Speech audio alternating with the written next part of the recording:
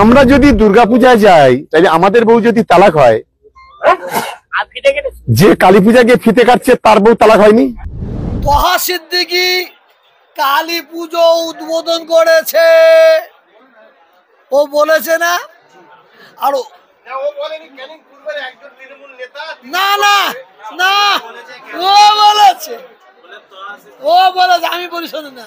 আর কয়েকজনকে বলিয়েছে, যাদের দিয়ে বলিয়েছে না তারা খুব ব্যথিত, আমি সব জানি। তাদের সম্পর্কে আমি কোনো বক্তব্য রাখবো না, ও বলেছে আমি নাকি কি কালী পুজো উদ্বোধন করতে গেছি। এ শওকত মোল্লা, আমার বাপের রক্ত তুই দাম জানিস?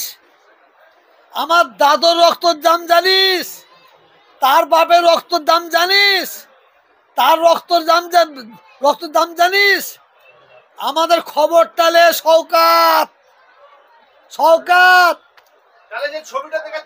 এক মিনিট। আমি হচ্ছে আল্লাহর বান্দা, লা ইলাহা ইল্লাল্লাহ মুহাম্মাদুর রাসূলুল্লাহ।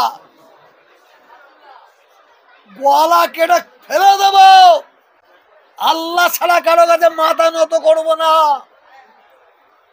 ওই যে যেটাকে দেখাচ্ছে হাওড়া জেলা জগৎবল্লভপুর, সবাই চলে যান, 4টে গাড়ি দিয়ে দিচ্ছি জগৎবল্লভপুরে। এই তুমি ছিলে না? ভাই ছিল দাঁড়িয়ে আছে। জগৎবল্লভপুরে একটা বস্ত্র বিতরণ হচ্ছিল, সেই বস্ত্র বিতরণ অনুষ্ঠানে আমি আর মুকুল রায় ফেতে কেটেছিলাম, আর পাশে কালী পুজো হচ্ছিল, সেটা মুকুল রায় ফেতে কেটেছে।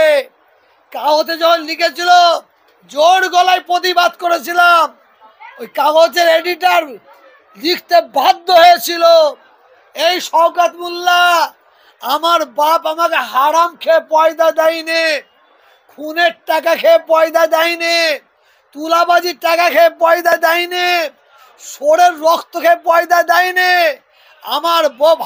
আমার বাপ হালাল খেয়ে আমাকে পয়দা দিয়েছে।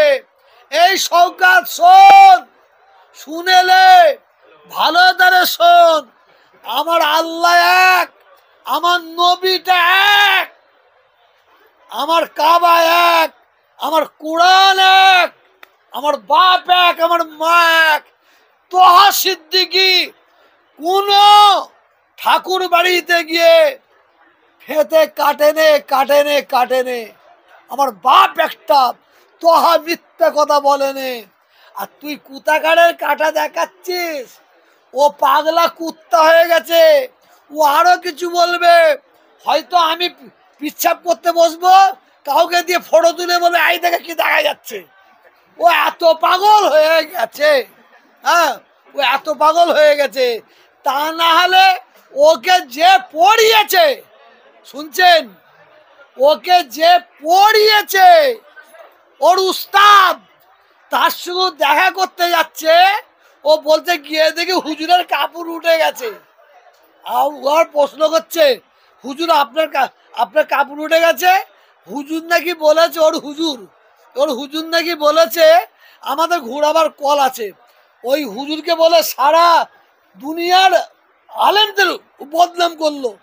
আচ্ছা, হুজুরের বাড়ি গেল, আমার বাড়িতে আপনারা এসেছেন, আমার কাপড় তোলা দেখছেন আপনারা, তাহলে আমি ঘরে শুয়ে থাকবো, তা আমার ঘরে ভেতরে ঢুকতে হবে তো হুজুরের বাড়ি ঢুকে বললো গেই, এটা বিশ্বাস করে।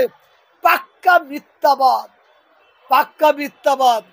ও আবার কোন একটা নেতার কাছে গেছে, গিয়ে বলছে এই হুজুর তহা সিদ্দিকী আমার নাম, এই বলছে সে নাকি আবার, আর ও আবার বাইরে এসে বলেছে আমি ওনাকে বললাম, হ্যাঁ ওর নেতা মানে ওর নবীর কাছেও গেছিল, সে নাকি বলেছে তুমিও বলে যাও।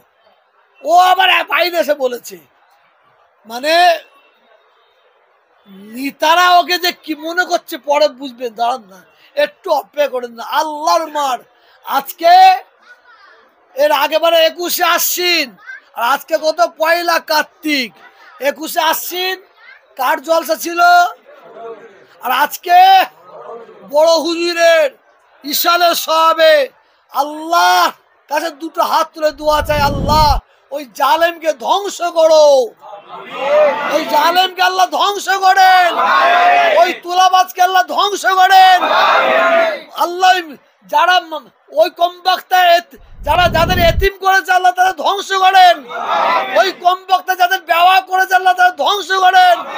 আল্লাহ ভাঙড়ের মানুষ, ক্যারিং মানুষ বলছে আল্লাহ যত কিছু অন্যায় অরাজকতার দায়ী ওই শওকাত, আল্লাহ ওর বিচারটা আপনি করবেন, আল্লাহ আল্লাহ ওর বিচার করবেন, আল্লাহ আল্লাহ ওর বিচার করবেন, আল্লাহ আল্লাহ ওর বিচার করবেন, আল্লাহ।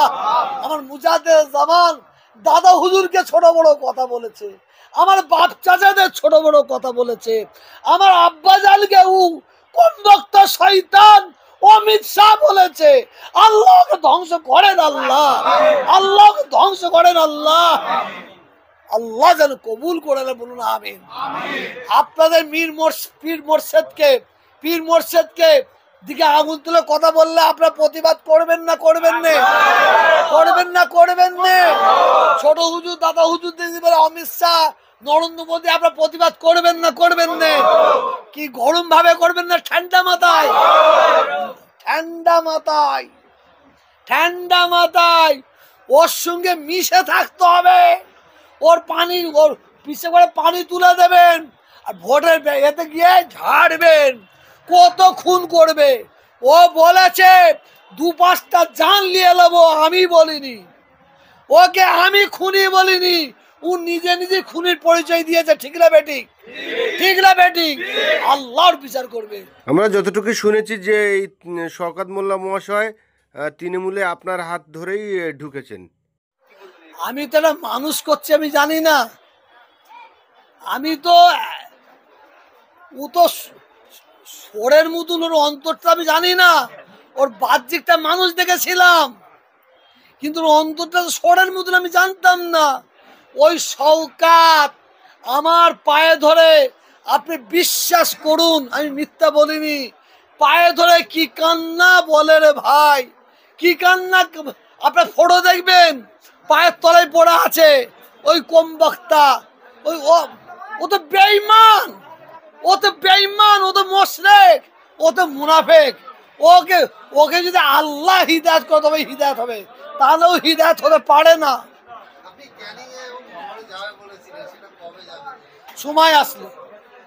সময় আসলে ইনশাআল্লাহ যাব, ইনশাআল্লাহ। আপনারা সব থাকবেন তো পাশে? এই জোরে আওয়াজ দিয়ে বলো, একটু আস্তে করে বলো, থাকবে তো? থাকবে তো? শোনো, আমরা ওকে আমরা টিএমসি নেতা মানি না, ওকে আমরা মুসলমানদের দুশ্মন মানি। ঠিক না বেটি? ঠিক না বেটি? আমাদের সঙ্গে মমতা ব্যানার্জির সঙ্গে কোনো ঝগড়া নাই। আমি আবার বলছি, ভাঙড় ক্যানিংয়ে মমতা বিরোধী ভোট হবে না। কার বিরোধী ভোট হবে? কার বিরোধী ভোট হবে? শওকত খুনি বিরোধী বললে না? কার বিরোধী ভোট হবে? জঙ্গি বিরোধী ভোট হবে। হ্যাঁ, তোলাবাজ, ঠিক বলে। কে? শওকত